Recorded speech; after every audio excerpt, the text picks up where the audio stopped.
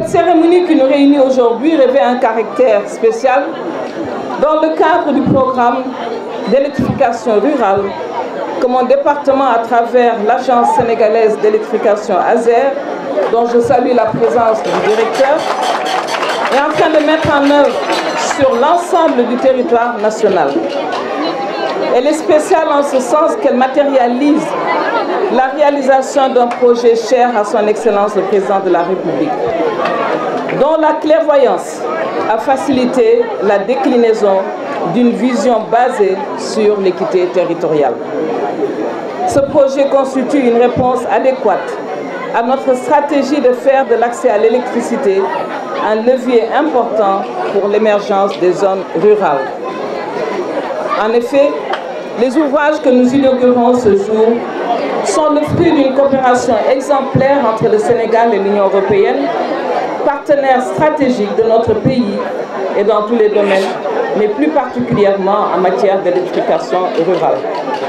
Ce projet intitulé Développement durable par les énergies renouvelables DPR Sud, Est Sénégal, dont l'ECRE structure en charge des énergies renouvelables au niveau de la CEDEAO, on a la charge de la mise en œuvre. Permettez-moi également de saluer son représentant, mais également d'en profiter pour les remercier pour leur accompagnement technique et financier, mais surtout sur le choix qui a été porté sur un de nos compatriotes pour être le champion national, en la personne du ministre Abdou Fall. Leur contribution devrait permettre la diminution de la vulnérabilité des communautés rurales et répond à ce titre à plusieurs grands défis, dont l'accès à l'énergie propre. On parle de l'énergie propre, mais également avec l'arrivée de notre gaz et la stratégie Gas to Power, je pense que cette énergie propre sera beaucoup plus prise en compte, surtout pour le crédit carbone, pour la lutte contre la pauvreté, mais surtout sur les effets du changement climatique et pour le développement durable.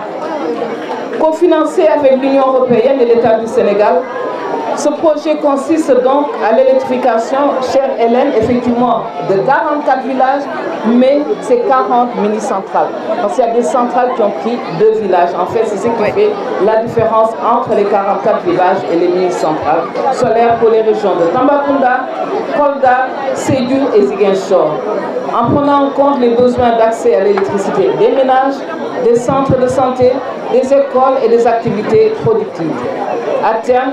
près de 90 000 personnes vivant dans ces régions vont bénéficier de ces services d'électricité fournis par ce projet, ce qui va contribuer à réduire significativement la pauvreté avec la création de micro-entreprises rurales avec une forte implication des femmes et des jeunes.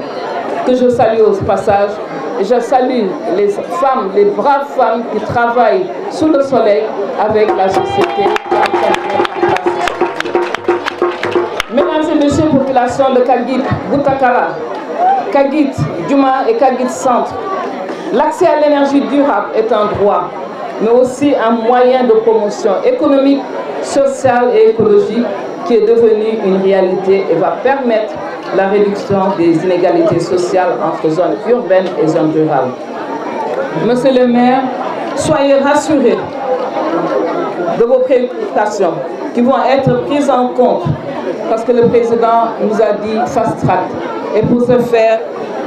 l'harmonisation avec le PUDC s'est accrue et les rencontres se font de plus en plus pour une meilleure harmonisation, mais pour une meilleure prise en compte de ces disparités, parce qu'effectivement, c'est anormal que ces lignes traversent ces villages et qu'ils ne puissent pas en bénéficier. Mais nous sommes en train d'harmoniser à nouveau, parce que chacun avait son programme, avec le directeur de l'ASER et le directeur de la Sénétec. Et sous peu, ce seront de vieux souvenirs, nous l'espérons, mais nous pensons que ça va se faire. La preuve, nous sommes là aujourd'hui et c'est vous-même qui remerciez son Excellence le Président de la République pour tout ce qu'il a fait dans la zone. Donc, nous vous prions et nous exhortons de faire un bon usage de ce matériel afin d'atteindre les objectifs attendus du projet, à savoir améliorer vos conditions de vie et aussi permettre cet essor économique.